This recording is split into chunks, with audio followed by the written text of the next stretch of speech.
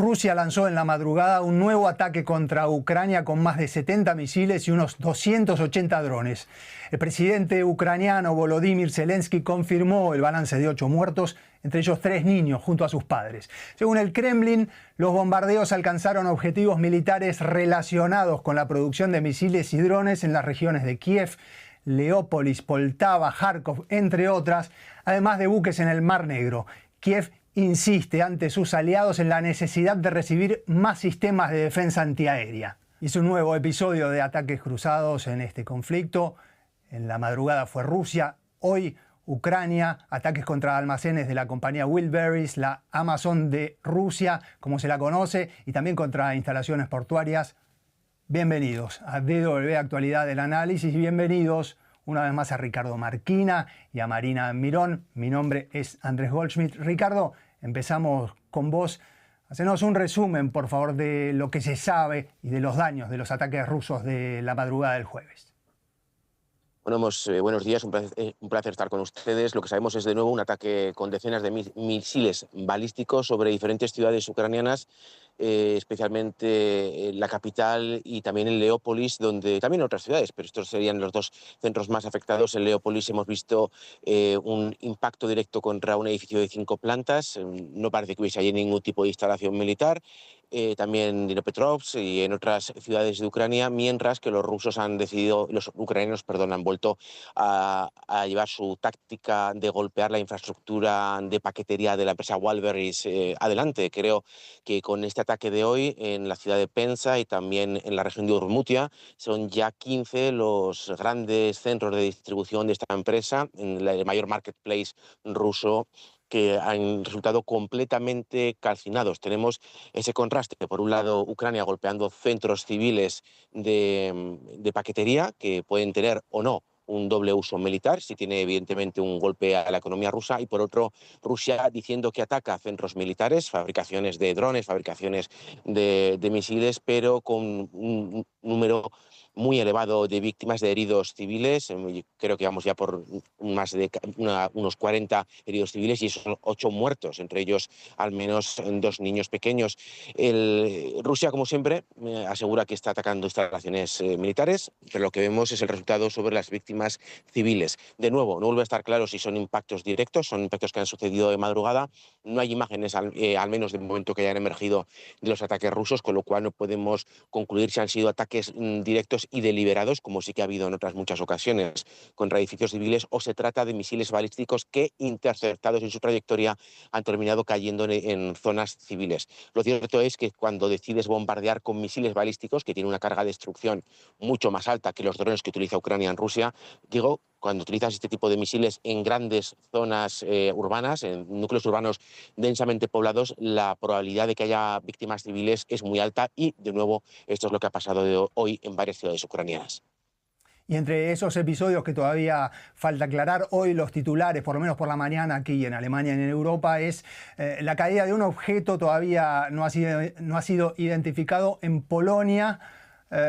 Un episodio que, por supuesto, genera preocupación, pero que todavía no hay claridad sobre lo que pasó. No sé si, Marina, querés comentarnos algo sobre ese episodio, qué es lo que se sabe o qué puede pasar hoy. El primer ministro polaco Donald Tusk ya estuvo en la zona. ¿Hay algo más que podamos comentar sobre eso, Marina?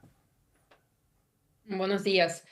Pues no se sabe mucho realmente de lo que ha pasado. Varias noticias o noticieros occidentales hablan de un misil del tipo J-101, que es un misil ruso, y eso tiene una cierta lógica. Si vemos el ataque que se produjo esta mañana, Rusia efectivamente ha utilizado estos misiles sobre todo para atacar la zona occidental de Ucrania, la zona del Lviv. Entonces, no sería muy sorprendente si se produce una incidencia, es decir, que puede ser que ha habido un fallo técnico, que hubo una interferencia electromagnética por parte de Ucrania. Dicho lo cual, tenemos que tener en cuenta que siempre hay un peligro para los países fronterizos, porque siempre pueden entrar misiles o drones en su espacio aéreo. Hasta ahora no hubo daños, pero claro, hay que pensar cómo se puede proteger. Porque yo creo que mientras que sigue la guerra y mientras que siguen los ataques por ambas partes, siempre existe este riesgo. Entonces, para la OTAN ahora le toca pensar cómo se pueden reforzar estas zonas fronterizas para evitar una escalada, porque evidentemente si Rusia quisiera atacar a Polonia, no hubiese utilizado solo un misil, ¿no?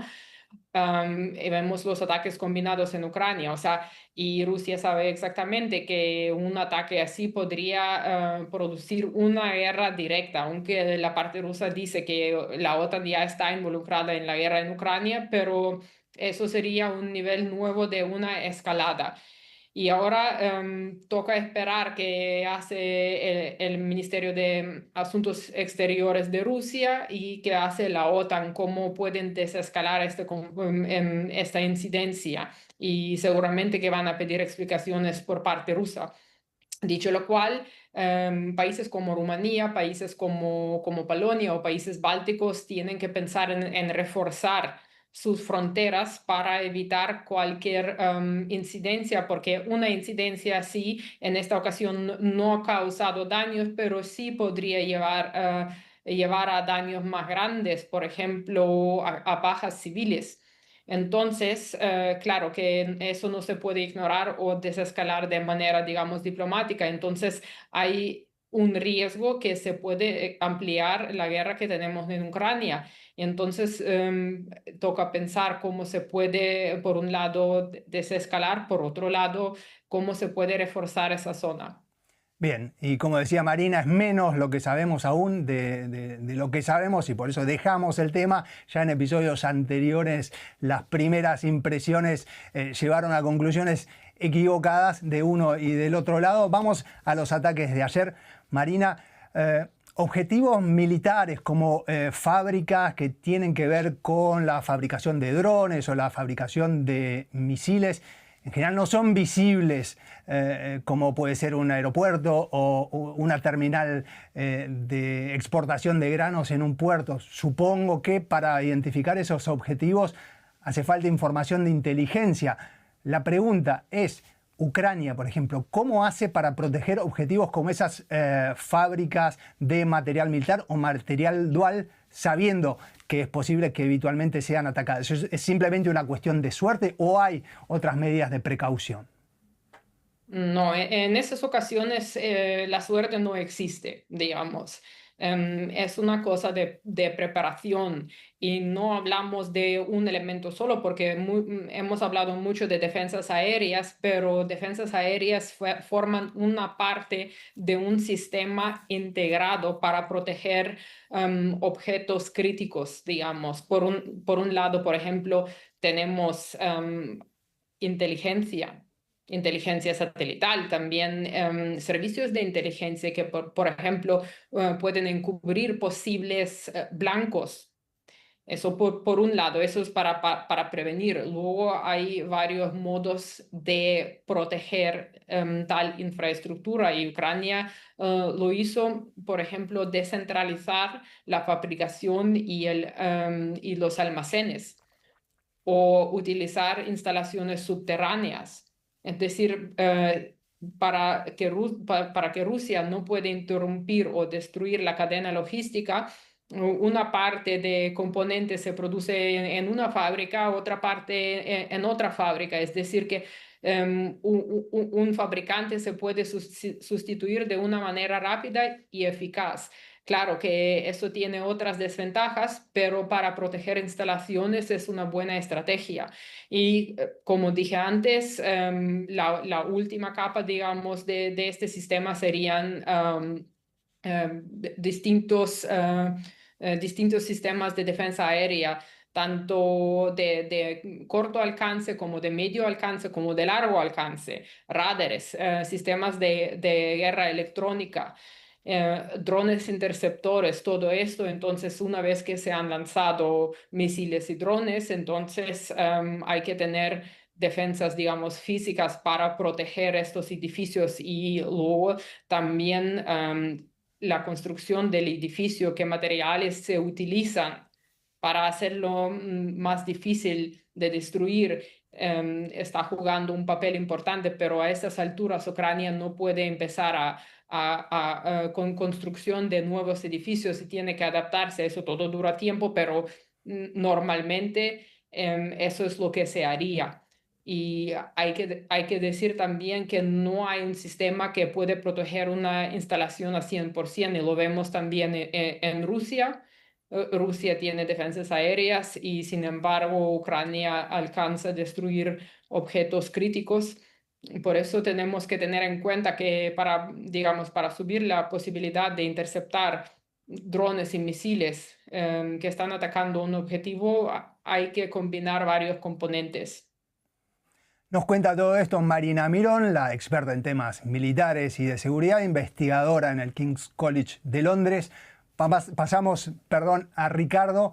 Estamos hablando de los ataques rusos anunciados por otra parte, y justamente los anticipaba el mismo presidente ucraniano, justamente por informaciones de inteligencia, algo que nos contaba recién Marina. Ucrania, por su lado, ataca infraestructura energética, hoy bombardeó instalaciones portuarias.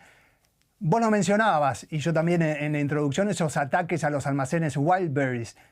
¿Cuál es el objetivo de esos ataques a empresas logísticas y comerciales civiles? Pues es un objetivo fluido, porque empezaron los ucranianos diciendo que desde allí se distribuía material militar, algo que es perfectamente posible en tiempos de guerra. Y luego las últimas declaraciones que vienen directamente del Ejecutivo ucraniano vienen a señalar que, visto la reacción económica en cadena que ha llevado a el bombardeo de esta quincena de grandes almacenes, pues tiene luego un componente económico. Golpear una empresa que nutre a las arcas del Estado a través de impuestos con cientos de miles de millones de rublos, golpear la capacidad de esa empresa de participar en la economía de guerra que tiene actualmente Rusia, y luego el factor moral. Ahora muchos rusos ven cómo la economía en su conjunto está sufriendo, porque Wildberries es el mayor marketplace de Rusia, es uno de los más grandes de Europa, y su caída, su frenada en seco en el servicio es ya un hecho. Los clientes no están recibiendo sus pedidos, muchos empresarios han perdido todo su catálogo o gran parte de su catálogo sin indemnizaciones de ningún tipo, porque Wildberries se cubrió la espalda hace poco con un nuevo cambio de contrato que impedía dar indemnizaciones por pérdidas a causa de guerra. Y esto ha repercutido en una subida de precios general en todo tipo de servicios. Si antes era solo la gasolina por los ataques ucranianos a las refinerías, ahora esto pues afecta desde la ropa a la tecnología, a cualquier tipo de artilugio que se puede comprar pues como en Amazon o en otros servidores similares.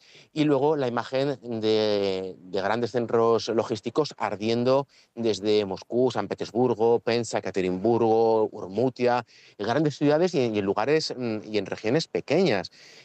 Todo esto tiene un impacto psicológico grande. Hay mucha gente que en Rusia ha comprendido que está finalmente en guerra al ver y al sufrir las consecuencias de los ataques contra Wildberries, más que contra las gasolineras, más que contra las refinerías, más que con esos cientos de miles de soldados que han caído muertos o heridos en la guerra de Ucrania. Hay un componente militar dudoso, un componente económico realmente claro que está allí, y un componente psicológico que es más debatible, pero yo creo que está siendo muy eficaz para lo que pretende Ucrania, que es condicionar las elecciones del próximo mes de septiembre, las elecciones a la Duma del Estado, el Parlamento ruso, donde el partido de Vladimir Putin, Rusia Unida, pues ansía al menos igualar el número de escaños, porque si iguala el número de escaños o lo supera, recordemos que la democracia rusa es una democracia muy particular, donde hay dirigentes que ganan con el 99% de los votos, como Kadyrov, por ejemplo. Entonces, si Rusia consigue que los resultados sean o sean verdad, reflejen una amplia victoria del bloque gobernante de Rusia Unida, podrá tener las manos libres para organizar por ejemplo, una nueva movilización.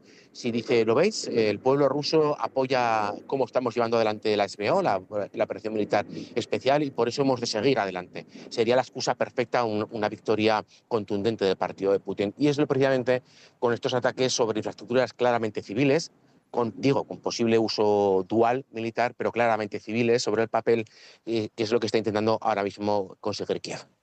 Ya vamos a ir, si tenemos tiempo, al tema de la movilización. Ricardo, quería agregar una pregunta sobre este mismo tema, a ver si la hacemos brevemente antes de pasar a Marina. El clima político, el clima en Rusia, de eso hablabas hasta hace un par de semanas. Creo que en este mismo programa con vos hablábamos del descontento, la falta de avances en el terreno militar, todo tipo de distorsiones entre los ciudadanos por la escasez de combustible, etcétera, como un clima muy negativo para Putin. Esa ola se aplacó, ahora por lo menos no la vemos en las noticias. ¿Crees que se aplacó o simplemente no la tenemos en las noticias, pero en el propio país sí se sigue percibiendo? Muy breve. Por una parte, la crisis de la gasolina ha remitido en grandes ciudades, ya no hay esas colas, hay alguna falta de combustible puntual, especialmente en Crimea y en el sur, pero el resto del país parece haber superado esa crisis, el pico de la crisis de la gasolina, con lo cual eso se ha temperado.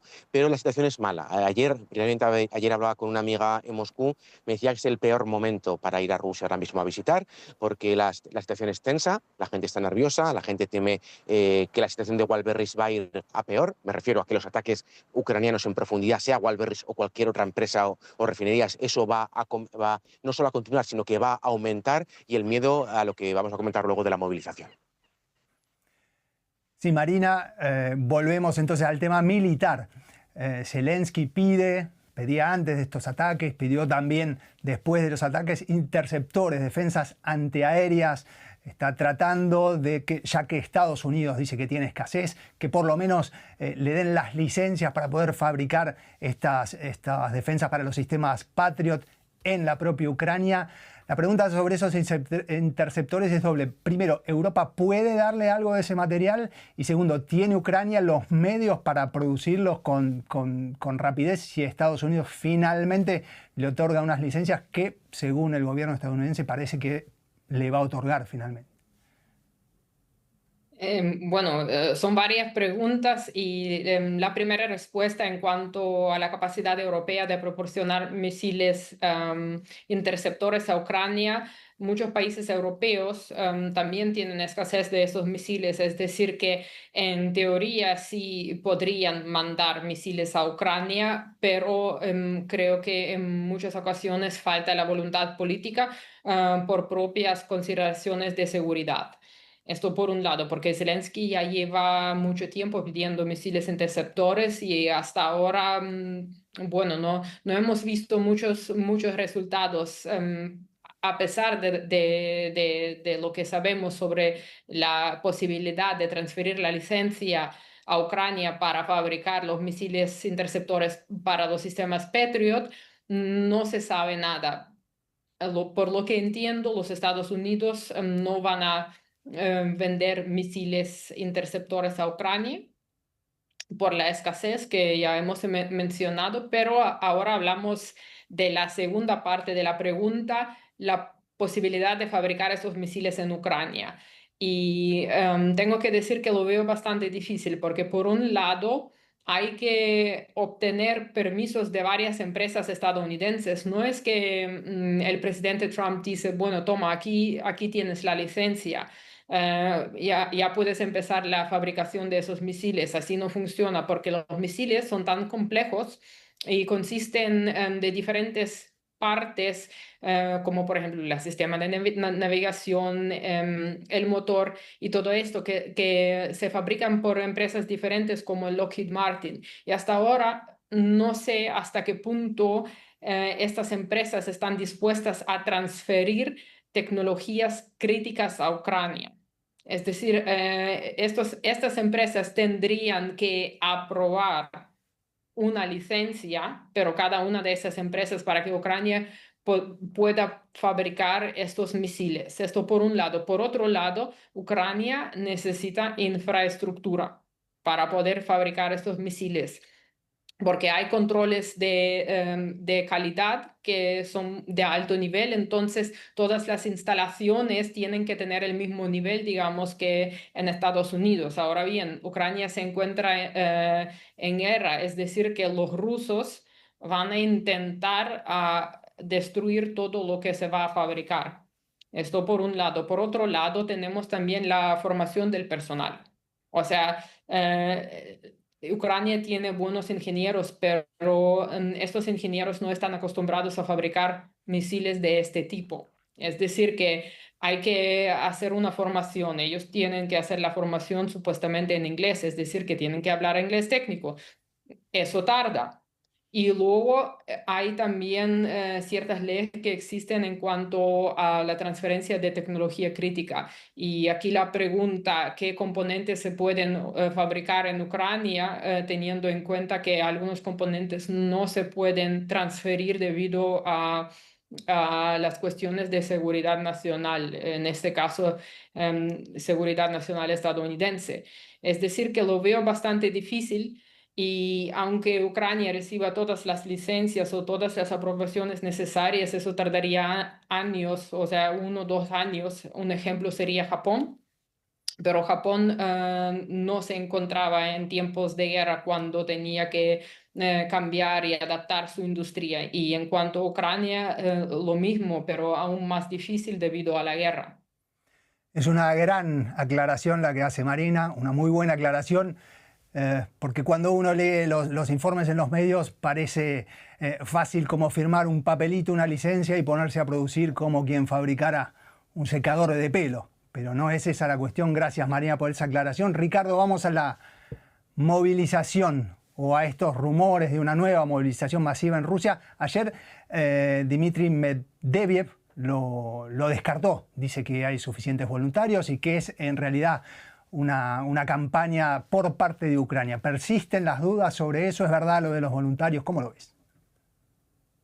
Bueno, a ver, sobre el terreno, los varones rusos están hoy más preocupados que ayer y mañana y hoy menos que mañana. Se acercan las elecciones y mucha gente piensa que después de las elecciones habrá una nueva movilización y una movilización además mayor. ¿Por qué lo piensan? Porque las matemáticas son muy tozudas. Ahora mismo Rusia pierde más personal de que es capaz de reclutar. Es verdad que Rusia preferiría no hacer una movilización porque es una jugada muy arriesgada en términos de popularidad, podría desembocar en revueltas o en protestas en la calle, pero eso, como digo, es algo que quiere hacer como último resorte. Pero ese último resorte se está acercando porque cada vez hay menos dinero para pagar voluntarios, cada vez hay menos hombres. Digamos que donde pescaban personal, que es básicamente el lumpenproletariat, las personas más pobres de las regiones del este del país, pues eso se está acabando porque están cayendo en el frente y van a necesitar una ola de gente nueva para rellenar las bajas que está sufriendo de manera diaria y mensualmente. Unos 35.000, según fuentes de inteligencia, estaría sufriendo Rusia y consigue que firmen un contrato entre 27 y 30.000, con lo cual hay un déficit de entre 7 y 5.000 personas al mes. Luego, Rusia, desde luego, va a negar esto, porque si va a hacer una movilización, lo que necesita es que no pase lo que pasó en 2022, esas imágenes de decenas de miles de hombres atiborrando las fronteras terrestres, los aeropuertos rusos, intentando escapar del país, una imagen auténticamente vergonzante para el Kremlin. Entonces, si se hace una movilización, no digo que lo vaya a hacer, pero si se hace, Rusia lo va a ocultar hasta el mismo momento en el que se haga pública. Y por último, una última consideración a este respecto, Medvedev ha dicho que no, pero es que no es la primera vez que el gobierno ruso miente. Recordemos que Putin dijo que la guerra la llevarían a cabo solo militares profesionales. Pocos meses más tarde organizó una movilización. En Rusia era ilegal que hubiese empresas de mercenarios y hay cientos de miles de mercenarios que han participado en esta guerra con empresas como Wagner, por ejemplo, mercenarios tanto rusos como extranjeros. En Rusia, Putin dijo que no se anexaría territorios, se anexó territorios, con lo cual lo que diga el gobierno ruso, pues bueno, hay que ponerlo en cuarentena porque no es la primera vez que faltan a la verdad, por decirlo suavemente. El miedo persiste y, como dice el refranero español, cuando el río suena, agua lleva. Lumpenproletariat, dice Ricardo. No tenemos tiempo para explicarlo acá. Búsquenlo en Wikipedia. Vamos a terminar con Marina rápidamente para resumir en qué etapa estamos de la guerra. Desde hace tiempo la información que nos llega en los medios se concentra sobre todo en estos ataques aéreos de uno y otro bando. La pregunta es, ¿qué está pasando hoy en el campo de batalla, Marina? Bueno, brevemente, hay varios sectores del campo de batalla y sobre todo, bueno, los fuentes oficiales rusos hablan de avances, pero yo diría que sí que hay avances, pero avances más a nivel táctico o operacional. Es decir, que el tempo operacional ruso sigue siendo bastante lento. Sin embargo, los servicios de inteligencia británica también han indicado que los rusos están intentando de abrir otra frente en el norte de Sumy, lanzando ofensivas ahí, sabiendo que también Ucrania tiene un problema con personal militar o con la cantidad del personal militar. Pero en este momento los rusos no han conseguido superar las defensas ucranianas y lo que vemos son movimientos pequeños. El enfoque ahora es más sobre ataques de impacto estratégico, como hemos visto esta mañana, y por parte ucraniana los ataques en el territorio ruso, como dijo Ricardo, contra almacenes de Wildberries. Y la prensa rusa está debatiendo cuál será el próximo blanco para los ucranianos cuando acaben su campaña contra Wildberries. Entonces, yo creo que vamos a ver más de estos ataques con un tiempo operacional bastante lento en estos meses en el campo de batalla. Claro, se puede cambiar de repente, pero dado los problemas que tenemos o que tienen ambas partes, no veo entre comillas, un breakthrough. Bien. Y aquí con esta última pregunta cerramos el programa. Fue un gusto, como siempre, hablar con Marina Mirón, la investigadora en temas militares y de seguridad en el King's College de Londres, está en Múnich, y con Ricardo Marquina, periodista, documentalista y nuestro interlocutor habitual cuando se trata de la región. Nuestro programa se llama DW Actualidad en Análisis. Yo soy Andrés Goldschmidt. Síganos en todas nuestras redes sociales o escúchenos como podcast. Hasta la próxima.